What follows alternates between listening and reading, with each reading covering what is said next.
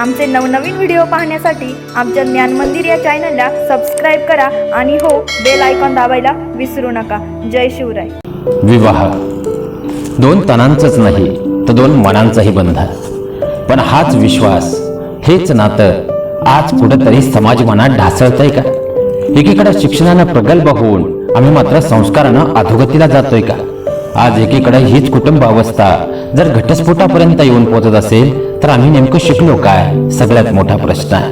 म्हणूनच याच नात्याची उकल करणारं आज पत्र पाठवलंय कदाचित तुमच्या बायकोनं.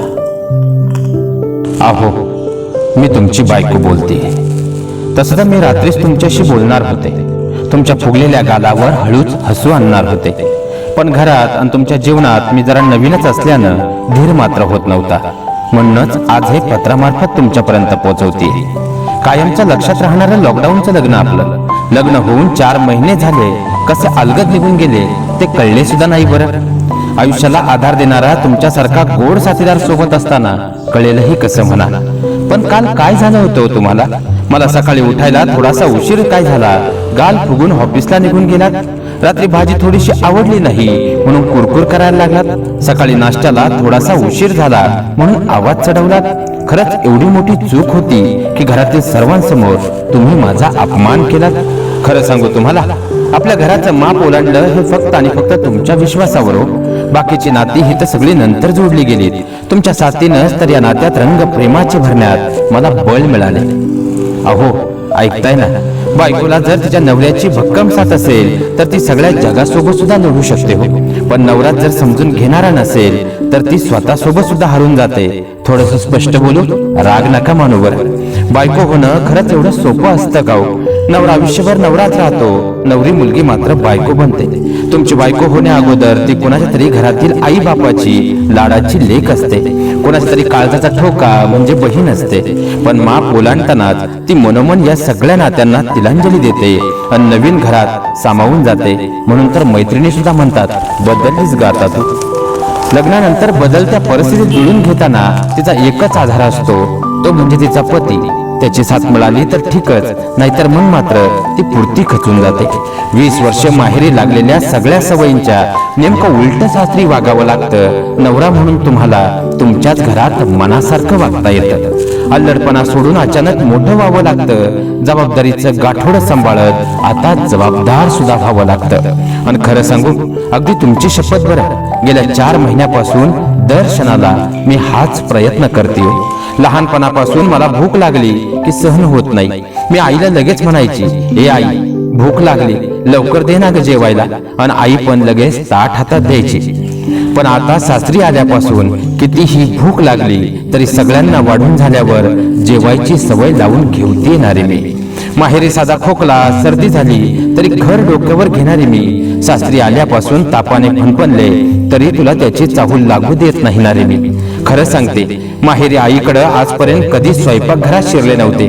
एकदा घरी भाकरी केली, तीही जाळून काळीकुट्ट पडली होती बरं. पण गेल्या 4 महिन्यापासून सासरी आल्यानंतर तुमच्यासाठी मोबाईलवरून शिकत का होईना पण मन लावून स्वयंपाक करते ना रे मी. आणि थोडंसं मीठ कमी झालं म्हणून तू गाल फुगून बसतोस ना, किती वेदना होतात नाही सांगू शकत मनाला. नवरा असो व बायको, नात्या जसा विश्वास आवश्यक असतो ना, तशीच ते नातं टिकवण्यासाठी, फुलण्यासाठी, बहरण्यासाठी आणखी एक सगळ्यात मोठी गोष्ट आवश्यक असते. ती म्हणजे परस्परांचा आत्मसन्मान जपणे, परस्परांचा आदर करणे. तुझ्याशी लग्न करताना पैसा पाहून नाही आले रे मी, तर तुझं मन पाहून आले. पण तेच मन आज माझं मन समजून घेत नाही, तेव्हा खरंच खूप दुःख होतं रे, खरंच खूप दुःख होतं.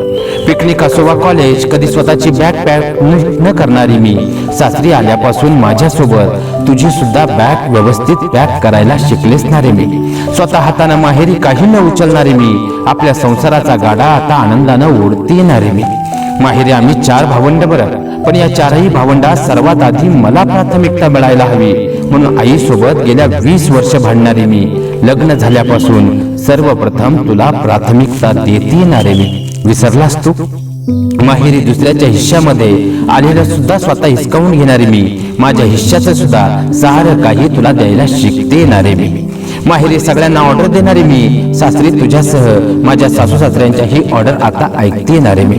माहेरी कुठल्याच कामात आईला मदत न करणारी मी, सासूबाईंचे गुडघे दुखतात म्हणून त्यांना खुर्चीवर बसून एकटीच सारं काम आता करते येणारे मी, माहेरी सगळ्यांवर हक्क गाजवत सतत भांडणारी मी, सासरी आपल्या बोलण्यानं कोणी दुखावू नये, त्यांना वाईट वाटू नये म्हणून सगळ्यांचं बोलणं आता सहन करते येणारे मी, थोडं काही झालं तर सगळ्यात बसून हंबरडा फोडणारी मी, सासरी कितीही दुःख असेल तर कुणालाच न दाखवता तुम्हाला त्रास होऊ नये म्हणून एकांतात ढसढसा रडती येणारे मी, माहेरी असताना छोट्यातील छोटी गोष्ट सुद्धा आई वडिलांना सांगणारी मी, सासरी आल्यापासून मोठे मोठे प्रॉब्लेम सुद्धा आई बाबांना वाईट वाटू नये म्हणून सांगायचं टाळती येणारे मी, बाहेरून दमून आल्यानंतर आई चहा दे ना ग लवकर असं आईला हक्कानं म्हणणारी मी, दिवसभर कितीही दमले तरी ऑफिस मधून आल्यानंतर आता लगेच कामाला लागते येणारे मी, अजून किती रे बदलायचं मी माझं नाव ओळख सुद्धा आता पुरती तुझ्यात सामावून घेतली रे,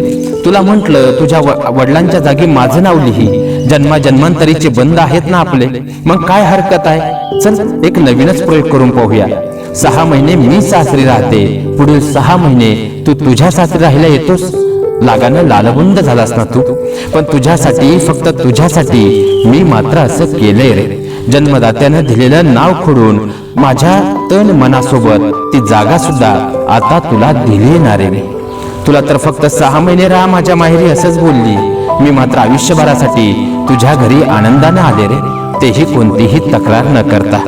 महाभारतात युधिष्ठिराला यक्षाने विचारलेल्या प्रश्नात एक प्रश्न असाही होता बरं की देवानं पुरुषासाठी निर्माण केलेला सर्वोत्तम मित्र कोण, आणि युधिष्ठिरानं यावर काय उत्तर दिलं माहितीये तुला, त्यानं सांगितलं की त्याची बायको, आणि माझी ही तीच अपेक्षा आहे की बायको म्हणून नाही तर एक मैत्रिणीला समजून घेणारा तू माझा चांगला मित्र होशील का रे, तुला आठवतं एकदा मला उशीर झाला म्हणून तुला म्हटलं होतं प्लीज तेवढी मिरची मला कापून देशील का, सकाळचंच उदाहरण घे ना, तुला उठायला उशीर काय झाला म्हणून उठल्यावर चादरची घडी घाल एवढंच म्हटलं होतं रे तुला, तर डोंगर कोसळल्यासारखा म्हणालास, आता मी तुझं ऐकायचं, लोक मला बायकोचा गुलाम बायकोचा बैल म्हणून तोंडात शेण घालतील, कोणती लोक रे, जी पैसा असून साधं राहिलं की भिकारड म्हणतात आणि मोकळेपणानं खर्च केला की उधळपट्टी म्हणतात, मोकळेपणानं बोलत राहिलं तर बडबड बकबक म्हणतात आणि कमी बोललं तर अतिशहाणा आहे असं बोलून स्वतःच मोकळे होतात, तब्येत चांगली असली तर फुकटचा खाऊन सुटलाय म्हणतात आणि तब्येत कमी केली तर काहीतरी आजार असणार हे ठरवूनही मोकळे होतात, बायकोचं ऐकलं तर बायकोचा गुलाम म्हणतात, नाही ऐकलं तर बाहेर काहीतरी भानगड आहे असं ठरवूनही मोकळे होतात, जन्माची साथ असणाऱ्या बायकोच्या त्रासापेक्षा यांचं बोलणं तुला महत्वाचं वाटतं का रे, नवरा म्हणून बायकोची मदत करताना जी लोक तुला बायकोचा बैल म्हणतील असं वाटतं ना, जाऊन विचार एकदा त्यांना नक्की की बायकोला मदत केली तर बायकोचा गुलाम म्हणता, मग मी माझ्या आईला माझ्या बहिणीला मदत करतो तेव्हा काय म्हणाल, मग मात्र कौतुक करता, श्रावणबाळ म्हणता तेव्हा कोणी आईचा बैल बहिणीचा बैल म्हणत नाही बरं, आईला बहिणीला मदत करताना अभिमान वाटतो आणि बायकोला कामात मदत करताना मात्र कमीपणा वाटतो, असं का रे, बायको स्त्रीच नाही का, माणूस नाही का, विचार नक्की कर, एवढीच मनोमनापेक्षा फक्त शरीराची भूक म्हणजे प्रेम नसतं रे, तर बायकोचं मन समजून घेणं, तिलाही आदर देणं, मित्र म्हणून समजून घेणं, यातच बायको म्हणून माझं प्रेम सामावलंय रे, माफ कर पण शरीराच्या भुकेपेक्षा मनाची भूक अधिक महत्वाची वाटते, हे कधीतरी समजून घे रे, अरे देह माझा हळद तुझ्या नावाची, हात माझा मेहंदी तुझ्या नावाची, भांग माझा कुंकू तुझ्या नावाचं, नाक माझे नथ तुझ्या नावाची, गळा माझा मंगळसूत्र तुझ्या नावाचे, मनगट माझे चुडा तुझ्या नावाचा, पाय माझे जोडवी तुझ्या नावाची, वडीलधाऱ्यांच्या पाया मी पडते आणि सौभाग्यवती हो आशीर्वाद मात्र तुला, वटपौर्णिमेचे व्रत माझे उपवास मला, आयुष्याचे वरदान मात्र तुला, उदर माझे रक्त माझे दूध माझे आणि मुलं ती मात्र तुझ्या नावाची, माझं सगळंच तुझं रे आणि आनंदानं सारं मी तुला अर्पणही केलंय रे, फक्त बायको म्हणून माझी एकच इच्छा आहे, काही नको मला, फक्त थोडा सन्मान दे रे, फक्त थोडा आदर दे रे, वाचून पहा जमतंय का, आज रात्री तू घरी येताना हा विचार करून यावा एवढीच अपेक्षा आज तुझ्या समोर व्यक्त करते, तुझ्यासाठी जन्मलेली 7 जन्म तुलाच अर्पण असलेली तुझीच बायको, विचार करा, कदाचित हे पत्र तुमच्या तर बायकोनं पाठवलं नाही ना, बायको या शब्दाचा अर्थ आहे बा म्हणजे तुमच्या बाजूनं भक्कम उभी राहणार, य म्हणजे येईल त्या परिस्थितीला सामोरी जाणारी, आणि को म्हणजे कोणासाठीच नाही बरं, तर फक्त आणि फक्त तुमच्यासाठी जगणारी, ती म्हणजे बायको. तर नवरा या शब्दाचा अर्थ न म्हणजे नवऱ्याआधी मित्र होऊन समजून घेणारा, व म्हणजे विश्वास आणि वात्सल्याची मतिमंद मूर्ती असणारा, आणि राम म्हणजे रामासारखा एकनिष्ठ असणारा. जे नवरा बायको या तत्वात बसतात ना, त्यांनी स्वर्गात जाण्याची गरज नाही, कारण ते या कलियुगातील रामसीताच असतात. एकमेकांचं मन समजून घ्यायला हवं, कारण याच नात्यामधून जो आनंद आहे त्या आनंदातच तुमची पुढची पिढी घडणार आहे. समजून घ्यावं हीच अपेक्षा. रामकृष्ण हरी.